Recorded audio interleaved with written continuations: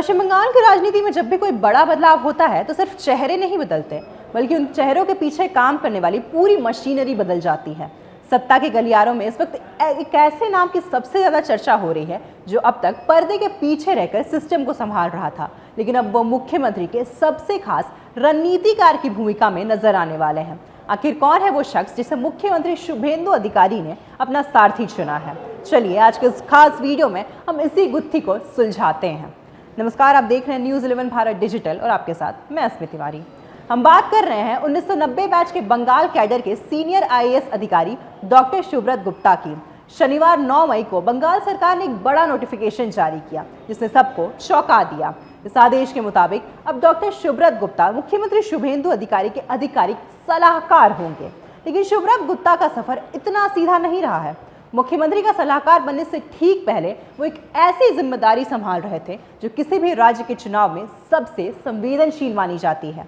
दरअसल विधानसभा चुनाव के दौरान जब पूरे बंगाल की नजरें वोटिंग पर थी, तब चुनाव आयोग यानी ईसीआई ने सुब्रत गुप्ता पर एक बहुत बड़ी जिम्मेदारी डाली थी। उन्हें बंगाल में स्पेशल इंसेंटिव रिवीजन यानी एसआईआर प्रोग्राम के लिए विशेष चुनाव पर्यवेक्षक नियुक्त किया गया था। उनका काम ये सुनिश्चित करना था कि वोटर लिस्ट से लेकर चुनावी प्रक्रियाओं तक कहीं कोई चूक नहीं हो। उन्होंने इस जिम्मेदारी को इतनी बारीकी से निभाया कि चुनाव आयोग ने चुनाव प्रक्रिया पूरी होने के बाद यानी 7 मई को ही उन्हें उनके कर्तव्यों से मुक्त किया था। अब आप क्रोनोलॉजी समझिए। 7 मई को चुनाव आयोग उन्हें रिलीज करता है और महज 48 घंटों के भीतर यानी 9 मई को उन्हें सीधे मुख्यमंत्री का सलाहकार नियुक्त कर दिया जाता है। सुब्रत गुप्ता कोई साधारण अधिकारी नहीं है। उनके पास प्रशासनिक सेवा का दशकों का अनुभव है और बंगाल की नौकरशाही की हर नस से वो वाकिफ है। शुभेंदु अधिकारी जानते हैं कि सरकार को चलाने के लिए उन्हें एक ऐसे व्यक्ति की जरूरत है जो न केवल अनुभवी हो, बल्कि जिसने चुनाव के दौरान राज्य की जमीनी हकीकत को बहुत करीबी से देखा होगा। मुख्यमंत्री के सलाहकार के तौर पर अब डॉक्टर सुब्रत गुप्ता का कद बंगाल की राजनीति में बहुत बड़ा हो गया है।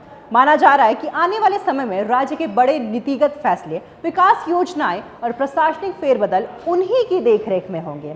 एक आईएएस अधिकारी से लेकर चुनाव आयोग के स्पेशल ऑब्जर्वर और अब सीधे मुख्यमंत्री के सलाहकार बनने तक का ये सफर बताता है कि सुब्रत गुप्ता की काबिलियत पर मौजूदा सरकार को कितना अटूट भरोसा है। ये थी सुब्रत गुप्ता की कहानी जो मुख्यमंत्री शुभेंदु अधिकारी के दाहिने हाथ बनकर बंगाल की नई तस्वीर लिखने की तैयारी में है।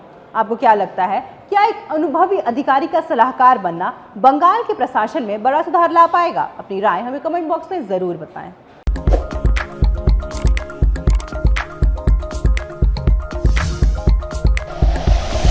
Like and share videos, subscribe करें हमारा चैनल और प्रेस करें बेल आइकॉन। न्यूज़ 11 भारत, सच है तो दिखेगा।